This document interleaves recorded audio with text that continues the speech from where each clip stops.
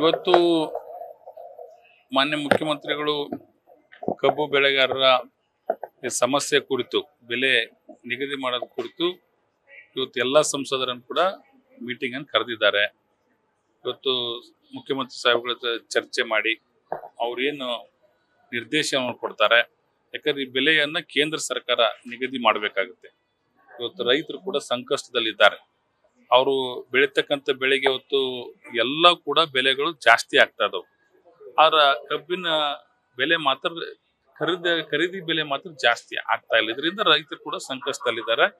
ರೈತರು ಕೂಡ ಅವರು ಬೇಡಿಕೆ ಕೂಡ ನ್ಯಾಯಯುತವಾಗಿದೆ.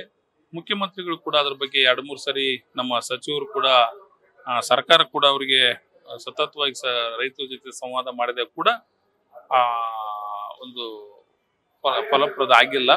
ಇವತ್ತು ಮುಖ್ಯಮಂತ್ರಿಗಳ ಜೊತೆ ಚರ್ಚೆ ಮಾಡಿ ಕೇಂದ್ರ ಸರ್ಕಾರ ಕೂಡ ಒತ್ತಾಯ ಮಾಡೋ ಕೆಲಸವನ್ನು ಮಾಡ್ತೀವಿ. ಬಿಜೆಪಿ ನಾಯಕರು ಬೆಂಬಲ ಕೊಟ್ಟಿದ್ದಾರೆ, ಕೇಂದ್ರ ಸರ್ಕಾರ ಬಿಜೆಪಿ ನಾಯಕರು ಬೆಂಬಲ ಕೊಟ್ಟಿದ್ದು ಸ್ವಾಗತಾರ್ಹ.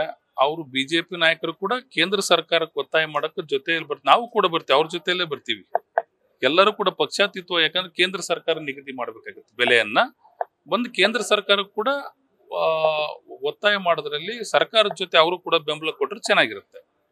ಈಗೆಲ್ಲ ಸಂಸದರು ಪಕ್ಷಭೇದ ಮರೆತು ಪ್ರಧಾನಿ ಮೋದಿ ಅವ್ರನ್ನ ಏನಾದ್ರು ಭೇಟಿಯಾಗೋ ಸಾಧ್ಯತೆ ಇದೆಯಾ? ಅದನ್ನು ಕೂಡ ಮಾಡ್ತೇವೆ. ಮೋದಿ ಅವ್ರನ್ನ ಭೇಟಿಯಾಗಂತ ಕೆಲಸವನ್ನು ಕೂಡ ಎಲ್ಲಾ ಸಂಸದರು ಕೂಡ ನಮ್ಮ ಅದರಲ್ಲಿ ಯಾವ್ದು ಪಕ್ಷ ಇರಲ್ಲ. ರೈತರು ಅಂದ್ರೆ ಎಲ್ಲರೂ ಸೇರಿದವರು ಇರ್ತಾರೆ. ಎಲ್ಲ ಪಕ್ಷಾತೀತವಾಗಿ ಪ್ರಧಾನಿ ಅವ್ರನ್ನ ಭೇಟಿಯಾಗಿ ಒತ್ತಾಯ ಮಾಡೋ ಕೆಲಸವನ್ನು ಮಾಡ್ತೀವಿ. ಪ್ರಹ್ಲಾದ್ ಜೋಶಿ ಅವರು ಇದು ರಾಜ್ಯ ಸರ್ಕಾರದ ಜವಾಬ್ದಾರಿ, ಅವ್ರು ಕೂಡಲೇ ರೈತರ ಬೇಡಿಕೆ ಈಡೇರಿಸಬೇಕು ಅಂತ ಹೇಳಿ ನಿನ್ನೆ ಹೇಳಿದ್ರು. ಈಗ ಇದರಲ್ಲಿ ರಾಜ್ಯ ಸರ್ಕಾರ, ಕೇಂದ್ರ ಸರ್ಕಾರ, ಕಾಂಗ್ರೆಸ್, ಬಿಜೆಪಿ ಅಂತಲ್ಲ, ರೈತರಿಗೆ ಒಂದು ಒಳ್ಳೇದಾಗ್ಬೇಕಂದ್ರೆ ಎಲ್ಲರೂ ಕೂಡ ಒಗ್ಗಟ್ಟಿನಿಂದ ಹೋರಾಟ ಮಾಡಬೇಕು. ಆದ್ರೆ ಬೆಲೆ ನಿಗದಿ ಮಾಡಬೇಕಾಗಿದೆ ಕೇಂದ್ರ ಸರ್ಕಾರ ನಿಗದಿ ಮಾಡಬೇಕಾಗಿದೆ. ಅದನ್ನು ಪ್ರಹ್ಲಾದ್ ಜೋಶಿ ಅವ್ರ ಜೊತೆ ನಾವೇ ಬರ್ತೀವಿ, ಅವರು ಕೂಡ ಬರ್ಲಿ, ಕೇಂದ್ರ ಸರ್ಕಾರಕ್ಕೆ ಒತ್ತಾಯ ಮಾಡೋಣ. ಕೇಂದ್ರ ಸಚಿವರು ಅವ್ರಿಗೆ ಅಂದ್ರೆ ಬೆಲೆ ಅವ್ರು ನಿಗದಿ ಮಾಡಿದ್ರೆ ಅವ್ರಿಗೆ ಮಾಹಿತಿ ಇಲ್ಲ ಸರ್. ಇದನ್ನ ನೀವು ಅವ್ರನ್ನ ಕೇಳ್ಬೇಕು, ಪ್ರಹ್ಲಾದ್ ಜೋಶಿ ಅವ್ರನ್ನ ಕೇಳ್ಬೇಕು. ಇದನ್ನ ಯಾರು ನಿಗದಿ ಮಾಡ್ತಾರೆ ಬೆಲೆ ಅಂತೇಳಿ ಅದನ್ನ ಅವರೇ ಹೇಳ್ಬೇಕು. ಪ್ರಹ್ಲಾದ್ ಜೋಶಿ ಅವರು ಕೂಡ ಹಿರಿಯ ಸಚಿವರು ಇದಾರ, ಕೇಂದ್ರ ಸರ್ಕಾರದಲ್ಲಿದ್ದಾರ.